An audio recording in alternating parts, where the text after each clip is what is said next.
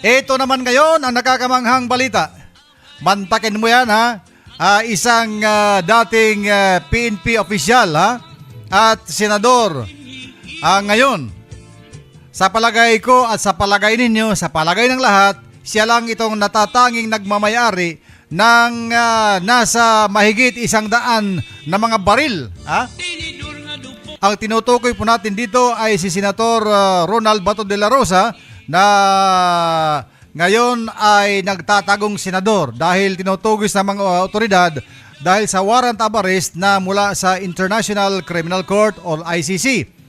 At lumabas sa mga balita na ayon sa record ng PNP ay meron siyang mga lisensyadong baril, nakalisensya sa kanya ng mga baril na aabot ito sa 116.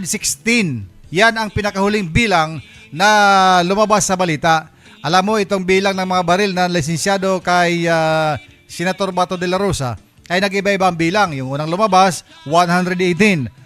At may lumabas na naman, 117. May lumabas uli, 120. Finally, kahapon at ngayong araw, may mga lumabas na balita na 116 yung kanyang lisensyadong mga baril. Ha? So, ipako natin dyan. Ipako na natin dyan sa numero na yan, 116. 116, pagkarami-rami pa ring baril yan na nakarecord sa Philippine National Police. At yan pong mga baril na yan, dahil sa kanyang kasong hinaharap ngayon, ay binawi na ang lisensya. Nitong linggo lang, binawi na ang lisensya dyan. Lumabas ang balita na na-serve na doon sa kanilang bahay sa Davao City at naibigay na doon sa kanilang bahay ang notice of cancellation ng kanyang mga baril.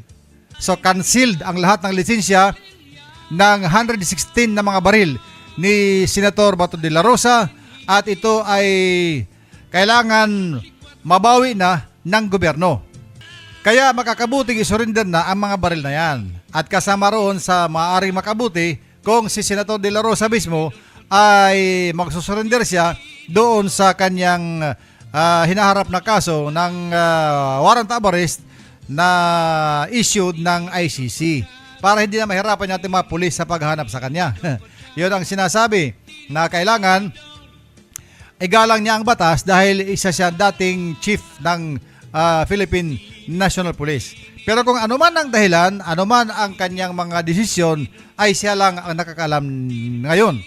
Pero ang alam ng mga pulis ngayon ay tugisin lang siya at hulihin kung saan siya pwedeng makita at matagpuan.